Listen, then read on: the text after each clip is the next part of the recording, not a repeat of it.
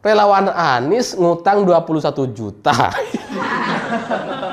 Tapi kan yang muncul di sosial media dari kelompok para relawan Anies, terutama FPI dan kelompok-kelompok Rizik itu gitu ya. Itu kan selalu mereka membahas soal utang negara. Ini sekarang ada teman mereka punya utang 21 juta gak bayar, dikeroyok. Kan lucu gitu.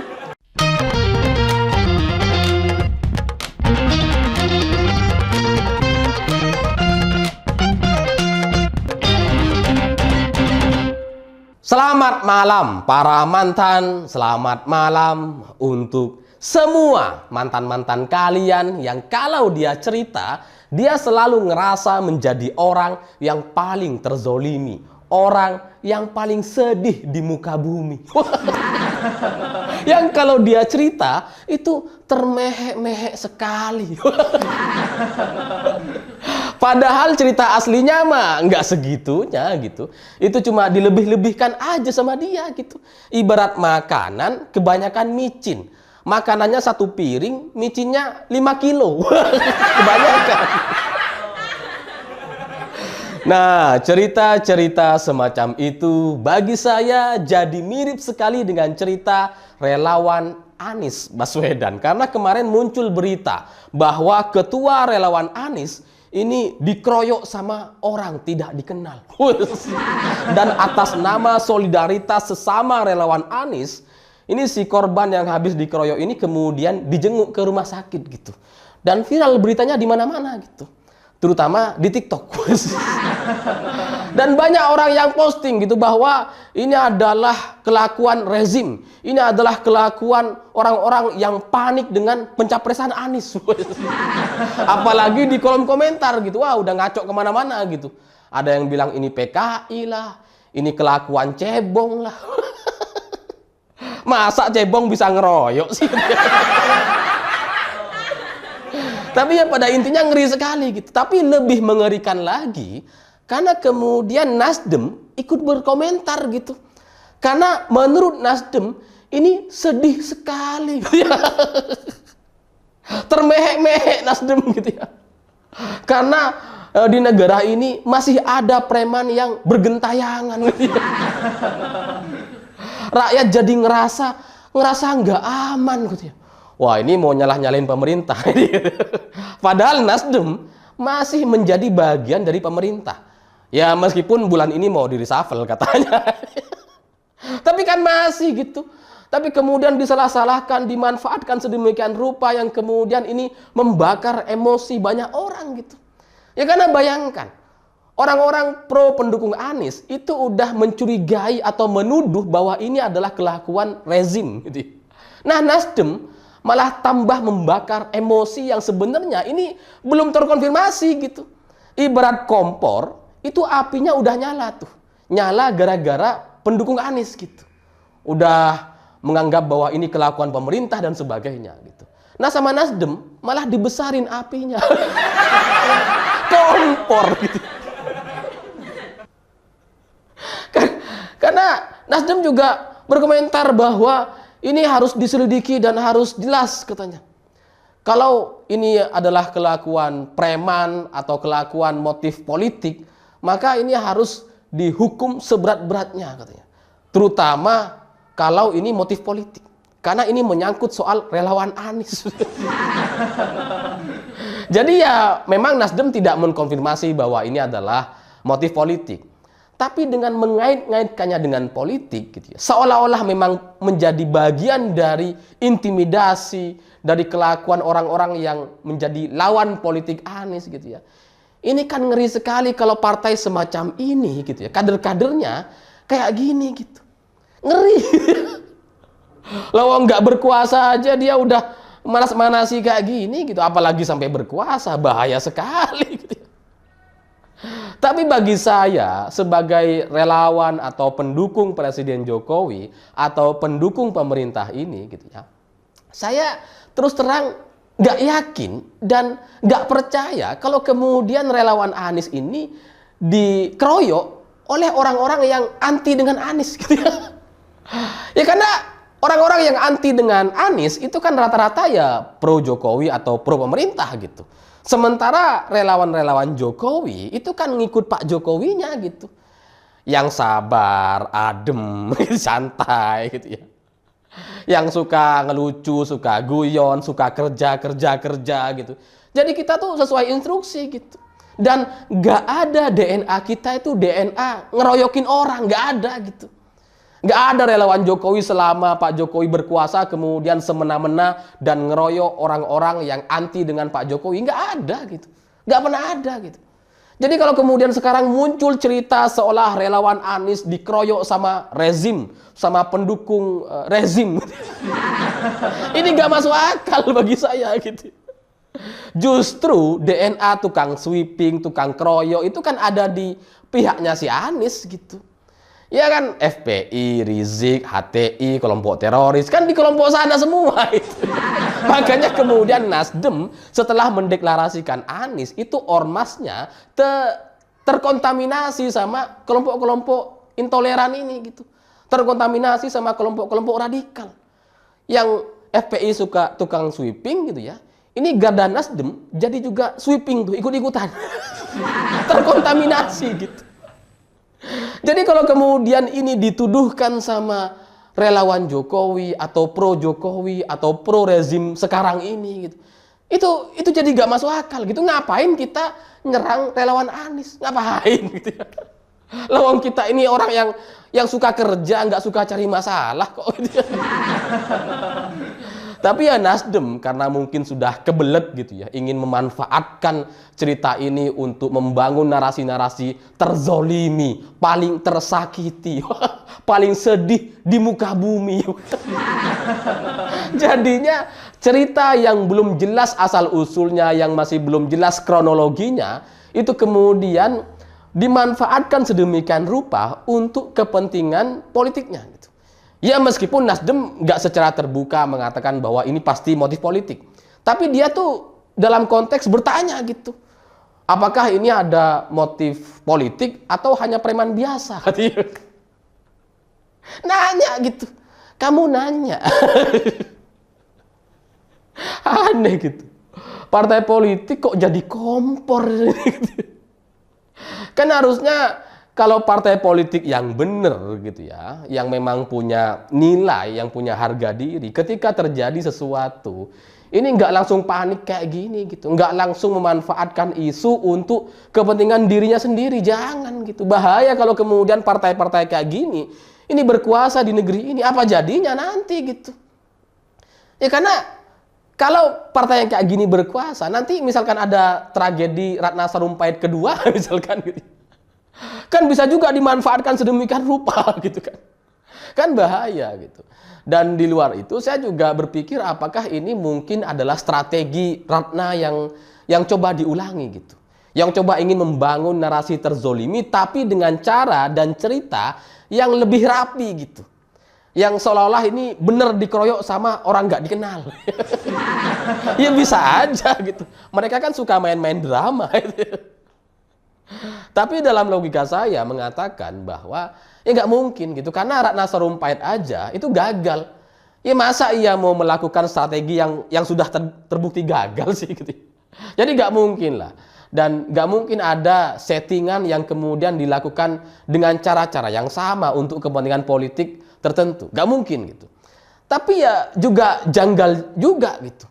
Lah kok bisa ada orang dikeroyok di rumahnya sendiri? Ini ada masalah apa gitu? Dan setelah saya baca-baca berita 2 hari yang lalu ketika muncul berita ini di media sosial gitu ya, itu kemudian pihak kepolisian setempat mengkonfirmasi bahwa ini memang terjadi dengan kronologi yang sama seperti yang diberitakan oleh banyak orang, terjadi pengeroyokan di rumah si korban gitu ya. Dan kemudian diduga ini motif utang piutang. Jadi nggak ada hubungannya sama urusan politik gitu. Padahal Nasdem udah sedih katanya. Nasdem udah sedih, ternyata utang piutang. Tapi waktu itu belum terkonfirmasi gitu karena pelakunya belum ditangkap gitu. Ini baru dugaan, meskipun ya hampir pasti benar gitu, karena kepolisian kita itu kan ada di mana-mana, tersebar di banyak desa gitu ya. Di setiap desa itu selalu ada satu babinsanya gitu, yang biasanya si babinsa ini mengetahui cerita-cerita masyarakat sekitar dengan segala permasalahannya, sehingga ketika terjadi kasus seperti ini, babinsa pasti udah tahu tuh masalahnya apa gitu ya.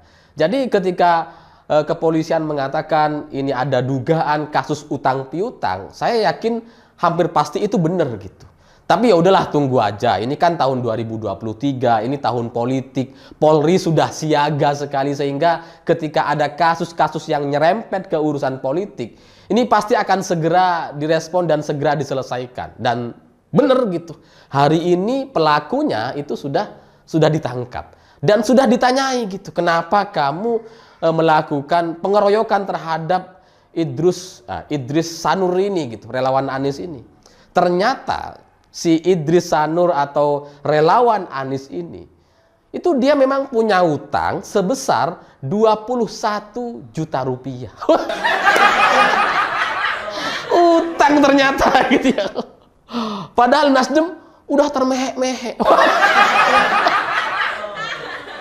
Tapi bagi saya juga masih gak masuk akal gitu. Yang namanya utang, itu kan ya rata-rata dari kita kan punya utang gitu ya.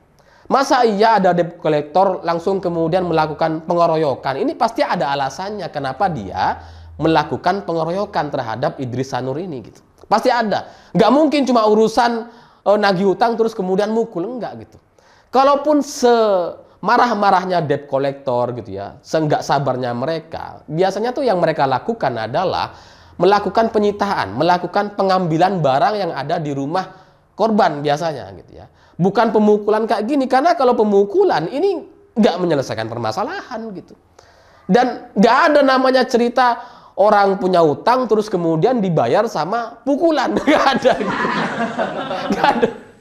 Jadi bagi saya tetap belum masuk akal, sampai kemudian saya cari berita-berita yang lain, ternyata si relawan Anies ini berbohong.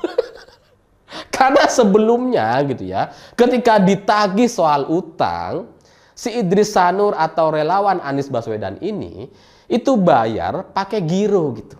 Ditulis tuh nominal sekian. Tapi setelah coba dicairkan ternyata nggak bisa, nol. Makanya kemudian si debt collector atau orang yang ngeroyok Idris Sanur ini marah, murka dia. Ngerasa dibohongin kok, gimana nggak murka gitu ya. Makanya dikeroyoklah si relawan Anies ini, karena bohong gitu. Dia bayar pakai giro, nggak ada isinya, cuma kertas. Ya, tapi mungkin begitulah cerita relawan dan orang yang didukung, sama gitu, tukang bohong. Satunya kelebihan bayar, satunya kelebihan utang.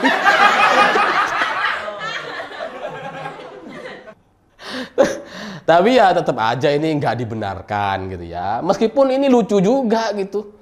Relawan Anies ngutang 21 juta. Tapi kan yang muncul di sosial media dari kelompok para relawan Anies, terutama FPI dan kelompok-kelompok Rizik itu gitu ya. Itu kan selalu mereka membahas soal utang negara.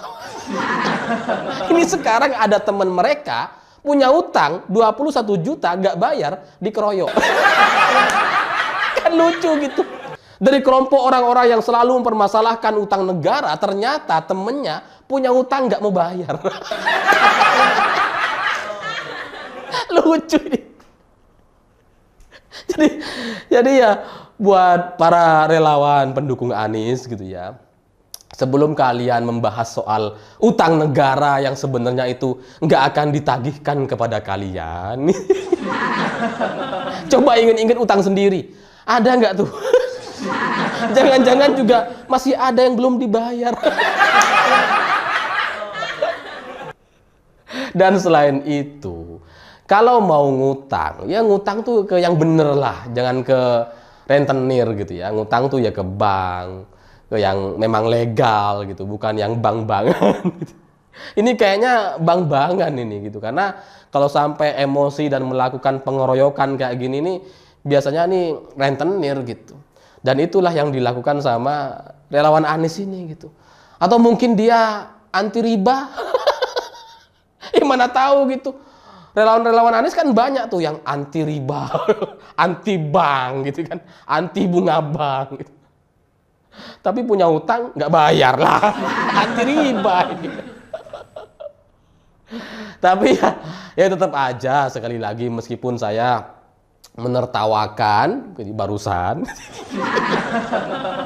itu tetap aja ini nggak bener lah, bahwa kalau yang punya utang dan kemudian ada orang yang punya utang terus kemudian nggak bayar atau ditagih bohong-bohong, ya jangan sampai dikeroyok lah, kasihan gitu. Karena kalau dikeroyok kayak gini nanti dia malah tambah nggak mau bayar gitu. Ya kecuali menurut kalian mau bayar dengan pengeroyokan gitu. Tapi nanti kalian juga akan dipenjara tuh kalau ngeroyok orang gitu. Janganlah. Jadi tetap aja bagi saya ini sebuah kesalahan dan memang harus diproses gitu ya. Meskipun di sisi lain ini juga menyedihkan sekali bagi Nasdem yang sudah terlanjur merespon isu ini dengan sedih-sedih, dengan cerita masih ada preman bergentayangan, rakyat jadi ngerasa nggak aman. Rakyat mana yang nggak aman? Ini rakyat yang ngutang terus bohong ini nih yang nggak aman. Ya minimal kalau memang punya utang terus nggak bisa bayar atau belum mampu bayar, ya bilang jujur aja gitu. Jangan bohong-bohong bayar pakai giro sok-sokan ternyata kosong. Nah, ini dipukul kamu sama orang gitu. Kalau suka bohong gitu, janganlah. Kalau mau suka bohong dan nggak mau dipukul orang, ya jadi gubernur. Gubernur DKI. Ya, tapi itu kecelakaan sejarah lah, nggak akan terulang lagi gitu. Semoga nggak terulang lagi. Jadi bagi Nasdem yang sudah termehek-mehek, sudah sedih, sayang sekali. Ternyata Anda kena prank. Ini bukan motif politik, ini soal hutang. Hutang 21 juta lagi cuma. Kasihan gitu ya. Kasihan. Tapi ya gimana? Oh dia bohong tuh. Makanya kemudian dikeroyok dia gitu. Jadi ya buat relawan Anies yang sudah terlanjur menuduh pemerintah atau rezim, menuduh orang-orang panik. Tobat-tobatlah kalian, tobat. Jangan memprovokasi, jangan membakar sesuatu yang sudah hidup di kalangan netizen pro Anies gitu. Karena partai politik di Indonesia semestinya itu mampu untuk meredam konflik atau isu atau kemarahan publik. Untuk meredam cerita-cerita yang nggak benar di publik. Tapi kalau ada partai, kemudian malah membakar, malah membesar-besarkan sesuatu yang masih belum jelas kayak gini, ini bagi saya sangat-sangat memalukan sekali. Jadi buat relawan Anies, ya saya terus terang tertawa bahagia sekali atas cerita ini. Tapi di sisi lain saya juga gak membenarkan atas pengeroyokan seperti ini. Jadi ya semoga nggak terjadi lagi. Meskipun kita berbeda pandangan politik, ya jangan sampailah terjadi kekerasan-kekerasan kayak gini. Semua hal itu bisa dibicarakan, bisa diselesaikan. Ngapain kekerasan gitu ya. Jadi ya saya pikir itu. Terima kasih sudah menonton. Begitulah kura-kura.